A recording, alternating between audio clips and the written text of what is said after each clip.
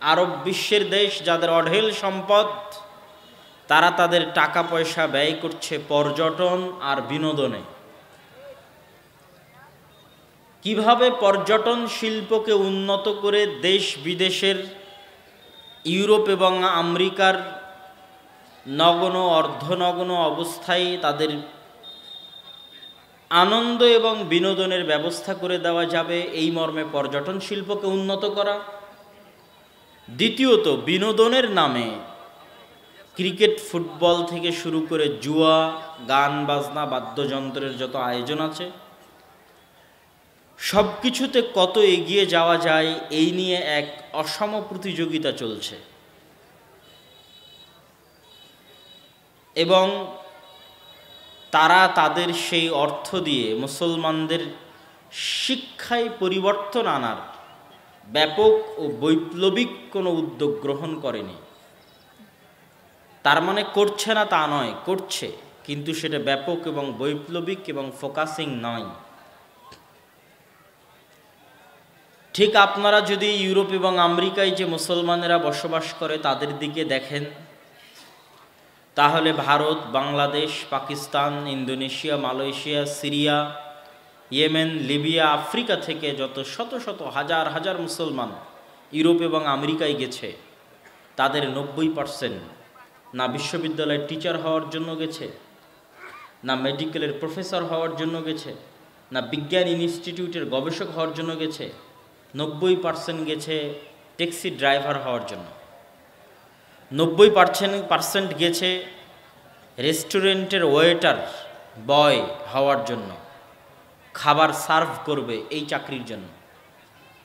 90% গেছে দোকানদার হওয়ার জন্য, ফুড পান্ডার, হোম ডেলিভারি করার জন্য। 90% গেছে কেয়ার হোমের জব করার জন্য। এটা হচ্ছে ইউরোপ এবং আমেরিকার মতো উন্নত বিশ্বে বসবাসরত মুসলমানদের সামাজিক অবস্থান। যে ইউরোপ এবং আমেরিকায় ইহুদি যারা বসবাস করে তাদের কতজন বিশ্ববিদ্যালয়ের টিচার, কতজন বড় বিজনেসম্যান, আর কতজন বিজ্ঞানী, আর মুসলমানেরা সারা পৃথিবী থেকে গেছে, আমি শুধু বাংলাদেশের কথা বলছি না, তারা কতজন কি অবস্থানে আছে। তাদের 90% হচ্ছে সমাজের সবচেয়ে নিম্ন শ্রেণীর চাকরি করে। এই হচ্ছে সারা বিশ্বে মুসলমানদের অবস্থা। এবং মুসলমানদের এই গোলামির চিত্র, মুসলমানদের এই অধপতনের চিত্র আরো স্পষ্ট, আরো ব্যতিক্রম এবং আরো ব্যাপকভাবে ফুটে ওঠে যদি আপনি ভূমধ্য সাগরে শরণার্থী হিসেবে আশ্রয় প্রার্থনাকারী কিছু ডুবন্ত নৌকার ছবি দূরবীন দিয়ে দেখতে পারেন। ভূমধ্য সাগরের এক পাশে আছে লিবিয়া, মরক্কো, আলজেরিয়া এবং ফিলিস্তিন এবং ইসরায়েল, আর ভূমধ্য সাগরের অপর পাশে আছে স্পেন, ফ্রান্স এবং ইতালি। মধ্যের সমুদ্রটা হচ্ছে ভূমধ্য সাগর। তো লিবিয়ার নৌবন্দর বা সমুদ্র বন্দরগুলো থেকে এক প্রকার নৌকা ছাড়ে, যেই নৌকাগুলো হয় বাতাস দিয়ে ফুলানো রাবারের নৌকা, পাম্প করে ফুলানো নৌকা, যেই নৌকাতে গাদাগাদি করে 300 থেকে 400 জন উঠে। এই 300-400 জনের সবই মুসলমান, আল্লাহর ওয়াস্তে সবই মুসলমান, যারা পৃথিবীর বিভিন্ন দেশ থেকে জমা হয়েছে ওখানে। বাংলাদেশ থেকে দুবাইয়ের ভিসা নিয়ে দুবাই গেছে, দুবাই থেকে লিবিয়ার ভিসা নিয়ে লিবিয়াতে গেছে, লিবিয়াতে যাওয়ার পর কোথায় মরুভূমি দিয়ে জঙ্গল দিয়ে চোরাই পথে নিয়ে গেছে ওই সমুদ্র বন্দরে। এরকম অসংখ্য দালাল আছে নিয়ে যাওয়ার জন্য প্রস্তুত, আর এরকম অসংখ্য যুবক আছে যাওয়ার জন্য প্রস্তুত, প্রতিনিয়ত যাচ্ছে, প্রতিদিন যাচ্ছে। তো ওই ভূমধ্য সাগরে ছাড়বে যে নৌকা, ওই নৌকাতে যে 300-400 জন বসে আছে, এরা আল্লাহর ওয়াস্তে কেউ অন্য ধর্মের নয়, এরা আল্লাহর ওয়াস্তে সবাই মুসলমান। শুধু বাংলাদেশের মুসলমান নয়, সারা পৃথিবীর মুসলমান। এটা হচ্ছে সারা পৃথিবীর মুসলমানদের চিত্র। ওই নৌকাটা সারা পৃথিবীর মুসলমানদের চিত্র, ছবি।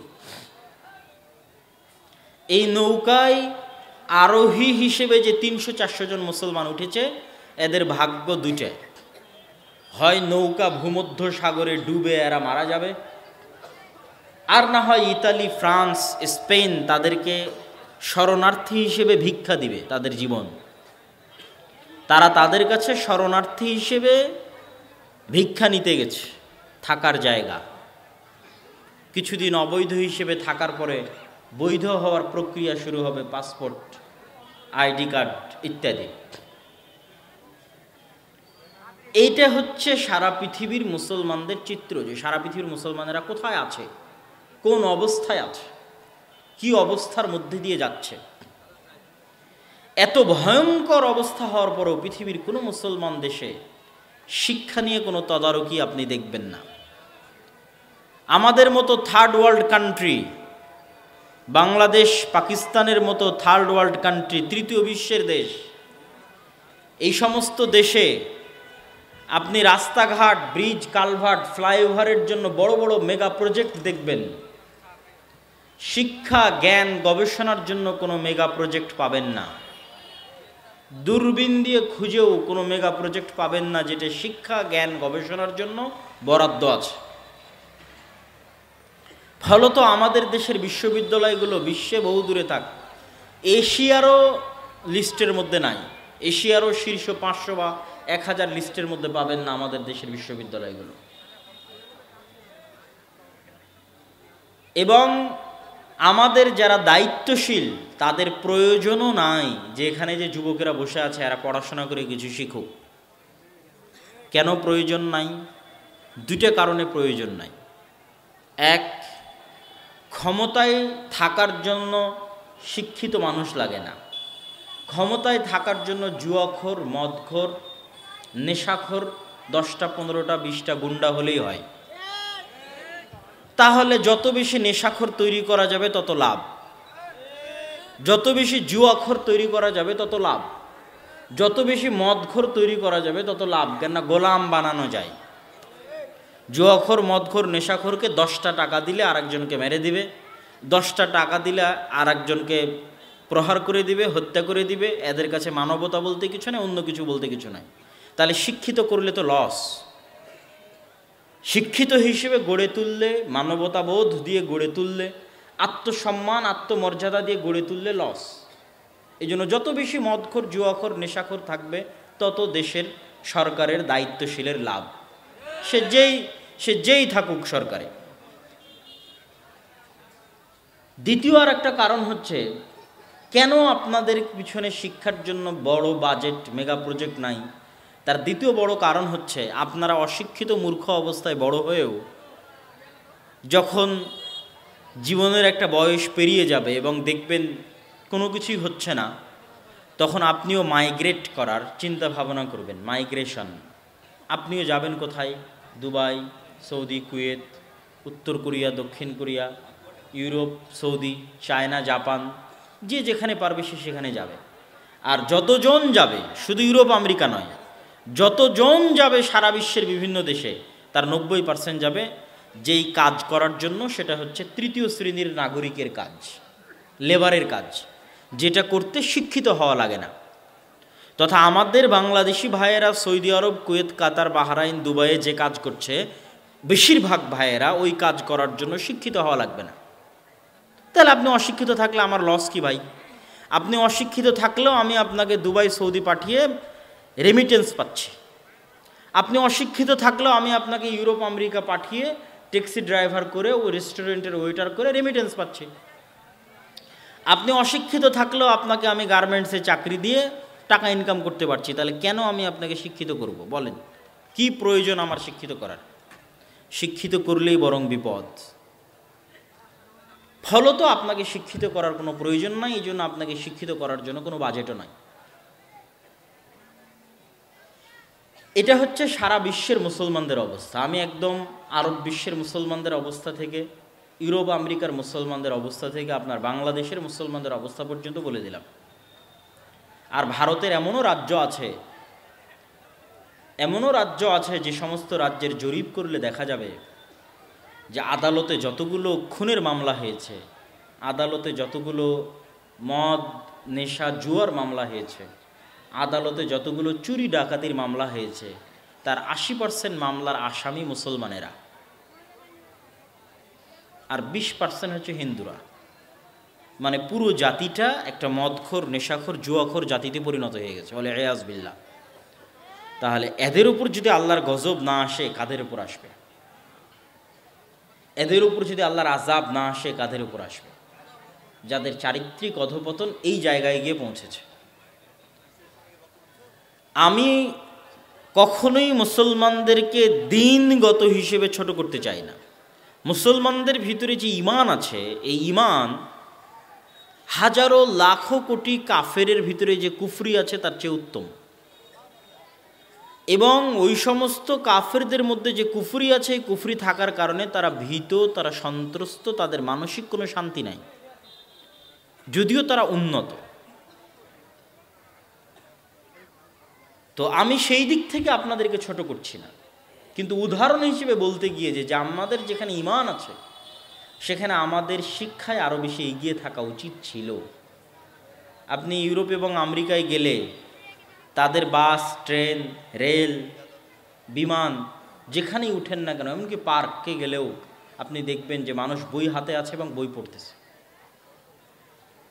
যেটা আমার নিজস্ব অভিজ্ঞতা আপনাকে বলতেছে। তথা তারা জ্ঞানের মাধ্যমেই পৃথিবীটা শাসন করতেছে। আমার কখনো এটা মনে হয়নি যে আল্লাহ সুবহানাহু ওয়া তাআলা তাদেরকে দয়া করে পৃথিবী শাসনের সুযোগ দিয়েছে, না, আল্লাহ আমাদের অযোগ্যতার কারণে তাদেরকে পৃথিবী শাসনের সুযোগ দিয়েছে।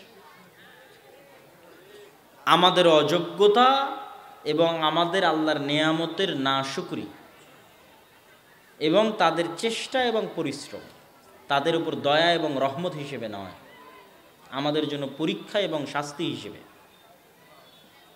কেননা তারা পড়ে, তারা জ্ঞান অর্জন করে। একটা মুসলমানও যে পড়ে না, জ্ঞান অর্জন করে না। শিক্ষা দীক্ষায় তারা পিছিয়ে, 100 বছর 500 বছর পিছিয়ে। এবং আপনি বিশেষ করে ইহুদি পল্লীগুলোতে যদি যান তাহলে দেখবেন, আশ্চর্য হবেন যে ইহুদি পল্লীগুলোতে তারা পৃথিবীর মানুষকে যা শিখিয়েছে তার ব্যতিক্রম কার্যক্রম তারা করে। তারা পৃথিবীর মানুষকে শিখিয়েছে তোমরা ছেলে মেয়ে নাও, একটা অথবা দুইটা, এবং এটার পিছনে তারা কোটি কোটি টাকা ব্যয় করছে সারা পৃথিবীতে এই প্রজেক্টের পিছনে। কিন্তু কোনো ইহুদি ফ্যামিলির সন্তান 6টা 7টার নিচে নাই। আপনি আজকে আমার কথা শুনে গিয়ে পরীক্ষা করবে যেমন কোনো ইহুদি ফ্যামিলি আছে কিনা যার সন্তান সন্ততি 6টা 7টার নিচে। এটা তারা প্রমোট করে তাদের মধ্যে যে সন্তান বেশি নিতে হবে, আর পৃথিবীবাসীকে প্রমোট করে কোটি কোটি টাকা খরচ করে যে তোমরা সন্তান কম নাও। পৃথিবীবাসীকে ব্যস্ত রাখে যে তোমরা free fire, PUBG, video game, মদ, জুয়া, ক্রিকেট, ফুটবল, বিশ্বকাপ এগুলো নিয়ে ব্যস্ত থাকো। কয়টা বিশ্বকাপের আয়োজন ইসরায়েল করেছে আমাকে দেখান, যে কয়টা বিশ্বকাপের আয়োজন করেছে ইসরায়েল। আর আরব বিশ্বের দেশগুলো কয়টা বিশ্বকাপের আয়োজন করতেছে। তো এইটা তারা এইভাবে পৃথিবীতে হাইপ তৈরি করে, তারাই তাদের মিডিয়া দিয়ে। এটাই সফলতা। এই সমস্ত জুয়া, মদ, নেশা, গান বাজনা, বাদ্যযন্ত্র, এটাই সফলতা। আর তারা তাদের ভিতরে জ্ঞান, বিজ্ঞান, শিক্ষা এবং পড়াশোনা নিয়ে ব্যস্ত। তারা তাদের সন্তান সন্ততিদের নিয়ে পড়াশোনা, শিক্ষা এবং জ্ঞান নিয়ে ব্যস্ত, জন্মের পর থেকে, এমনকি পেটে থাকার পর থেকে। এই জন্য আমি বলেছি যে তাদের উপর আল্লাহ দয়া করে দিয়েছে এই কথা নয়, আমাদের অযোগ্যতার কারণে, আমাদের গুনাহের কারণে শাস্তি এবং পরীক্ষা হিসেবে আল্লাহ তাদের উপর আমাদের শাসক বানিয়ে দিয়েছে। নাহলে কখনোই তাদের শাসক হওয়ার কথা নয়, যেখানে আমাদের কাছে ঈমান আছে। সম্মানিত উপস্থিতি, এরকম আরও শত শত উদাহরণ আপনাদের সামনে পেশ করতে পারবো। এবার চলে আসে আমাদের মসজিদ। এটা গেল গোটা বিশ্বের মুসলমানদের অবস্থা। এবার আসেন মসজিদে। মসজিদের কমিটির কাছে যদি 10 টাকা থাকে, মসজিদ কমিটি ওই 10টা টাকার 5টা টাকা যে শিক্ষার জন্য ব্যয় করতে হবে এটা তার মাথাতেই নাই। 10 টাকা থাকলে আরও 5 টাকা বেশি করে আগে এসি কিনবে, টাইলস কিনবে, তারপরে হচ্ছে ফ্যান কিনবে, লাইট কিনবে, ছাদ ঢালাই দিবে, এগুলো নিয়ে ব্যস্ত। অথচ আপনি এখন আজকে যদি আপনি এই সমস্ত মসজিদের দায়িত্ব 5 জন ইউরোপিয়ান, 5 জন আমেরিকান অথবা 5 জন ইহুদিকে দিয়ে দেন, আপনাদের যারা আজকে এখানে যতজন মানুষ উপস্থিত হয়েছেন, যাদের কোনো না কোনো মসজিদের সাথে সম্পর্ক আছে, যত মানুষ স্টেজে আছেন, মাদ্রাসার শিক্ষক আছেন, বিভিন্ন মসজিদে ইমামতি করেন, পাশে মুরব্বীরা আছেন, যারা যেখানে বিভিন্ন মসজিদের সাথে সম্পৃক্ত আছেন, তাদের উদ্দেশ্য করে বলছি, আজকে এখন যদি আপনাদের মসজিদগুলোতে আমি কমিটি করে দিই 5 জন আমেরিকান, 5 জন ইউরোপিয়ান বা 5 জন ইহুদি, তাহলে ওরা আগে এসে দেখবে মসজিদের ফান্ডে কয় টাকা আছে, তো মসজিদের ফান্ডে 1 টাকা আছে, তো বলবে 8 আনা শিক্ষার জন্য ব্যয় করো। কথা কি আমার বুঝতে পেরেছেন? ওরা যদি এসে দেখে মসজিদের ফান্ডে 8 আনা আছে, তাহলে বলবে 4 আনা শিক্ষার জন্য ব্যয় করো। এভাবে ওরা পৃথিবীটা পরিচালনা করছে। আমার সরকারের কাছে যদি 100 টাকা থাকে, আগে বলবে রাস্তা বানাও, ব্রিজ বানাও, কালভার্ট বানাও, বিশ্ববিদ্যালয়, স্কুল, কলেজ, সিলেবাস, জ্ঞান গবেষণা ওগুলো পদ্মা নদীতে ভাসিয়ে দাও, সব লেবার হবে। কথা বুঝতে পারেননি? তো একই অবস্থা আরব বিশ্বের দেশগুলো। তুমি বিশাল বুর্জ খলিফা বানিয়েছো, তো বুর্জ খলিফা বানানোর ইঞ্জিনিয়ার তোমার দেশে জন্ম দিতে পেরেছো? না চাইনিজ, আমেরিকান আর ইউরোপিয়ান কোম্পানি দিয়ে বুর্জ খলিফা বানিয়েছো? বলো। শুধু টাকা থাকলেই স্থায়ী শাসন ক্ষমতা অর্জন করা যায় না, এগুলো অস্থায়ী। তখনই তুমি স্থায়ী শাসন ক্ষমতা অর্জন করবা যখন জ্ঞানের সামনে এগিয়ে থাকবে। তাহলে আপনাদের কাছেও যখন 10 টাকা আসতেছে, আপনি 10 টাকার পুরোটাই, আরও পারলে উন্নয়ন মানে কি, আপনি এসি লাগাবেন, টাইলস লাগাবেন, দিয়ে মসজিদ স্বর্ণ দিয়ে বানিয়ে দিবেন। আমার একটা প্রশ্নের উত্তর দেন, যে ওই মসজিদ স্বর্ণ দিয়ে বানিয়ে কি করবেন যেই মসজিদের আশেপাশের মানুষজন, যুবক, তরুণ, তরুণী মদখোর, নেশাখোর, জুয়াখোরে পরিপূর্ণ হয়ে গেছে, কি করবেন স্বর্ণ দিয়ে বানিয়ে? আজ সমগ্র মুসলিম বিশ্বে মুসলমানদের যে অধঃপতন, সে অধঃপতনের অন্যতম বড় কারণ হচ্ছে মুসলমানদের মসজিদ বিচ্ছিন্ন হয়ে যাওয়া এবং মুসলমানদের শিক্ষায় পদস্খলন ও অধঃপতন। দিনের মৌলিক ন্যূনতম জ্ঞান শিখার মতো কোনো ব্যবস্থা এই বিশাল মুসলিম ভূখণ্ডে নেই, যেখানে শতভাগ মুসলমানের সন্তান দিনের মৌলিক জ্ঞান অর্জন করবে। আপনি বলবেন মাদ্রাসাগুলো কি করছে? মাদ্রাসাগুলোতে শতভাগ মুসলমানের সন্তানেরা যায় না, 2 থেকে 2.5% মুসলমানের সন্তান মাদ্রাসায় যায়, বাকি 90 থেকে 95 থেকে 98% সন্তানেরা স্কুলে যায়। আর স্কুলের সিলেবাস দিনমুখী হওয়া তো বহু দূরের কথা, বরং চলমান বর্তমান পরিবর্তিত সিলেবাসগুলো ক্রমবর্ধমানভাবে দিন বিমুখ করার পায়তারা নিয়ে সিলেবাস তৈরি করা হচ্ছে। ফলত বিশাল এই মুসলমান সমাজের মুসলমানদের সন্তানদের দিনের মৌলিক জ্ঞান শিখানোর কোনো রাস্তা আমাদের কাছে নাই। আপনি যদি বলেন এই জালসা, তো বছরের এই এক জালসা দিয়ে, এই 1-2 ঘন্টার বক্তব্য দিয়ে দিনের জ্ঞান অর্জন সম্ভব নয়। এবং এই জালসাগুলোতে আমরা যে বিচ্ছিন্ন বক্তব্য দেই, সেই বিচ্ছিন্ন বক্তব্য আপনারা ইউটিউব এবং অনলাইনে শুনে দিনের মৌলিক জ্ঞান অর্জন করবেন, এটাও সম্ভব নয়। বিচ্ছিন্ন জ্ঞান হবে, ভাষা জ্ঞান হবে, যেই জ্ঞানের একাডেমিক কোনো ভিত্তি থাকবে না।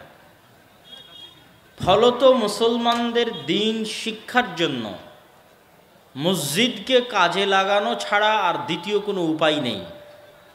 একমাত্র উপায় যেখানে আমরা শতভাগ মুসলমানকে দিন শিখাতে পারি, সেটা হচ্ছে মসজিদে দিন শিক্ষার ব্যবস্থা করা। কিন্তু দুঃখজনক হলেও সত্য, কষ্টদায়ক হলেও বাস্তব, যে আজ মুসলমানেরা জাতিগতভাবে টপ টু বটম, উপর থেকে নিয়ে নিচ পর্যন্ত, ইউরোপ আমেরিকার মুসলমান থেকে শুরু করে, মধ্যপ্রাচ্যের মুসলমান থেকে শুরু করে বাংলাদেশ, ভারত, পাকিস্তানের মুসলমানেরা পর্যন্ত কারো নিকটে দিন শিক্ষা বহু দূরে থাক, স্বাভাবিক শিক্ষারও কোনো গুরুত্ব নাই। দিন শিক্ষা বহু দূরে থাক, স্বাভাবিক শিক্ষারও কোনো গুরুত্ব নাই। যারা মুসলমানদের সবচেয়ে উন্নত দেশ, যেগুলো মুসলমানদের ডেভেলপড কান্ট্রি,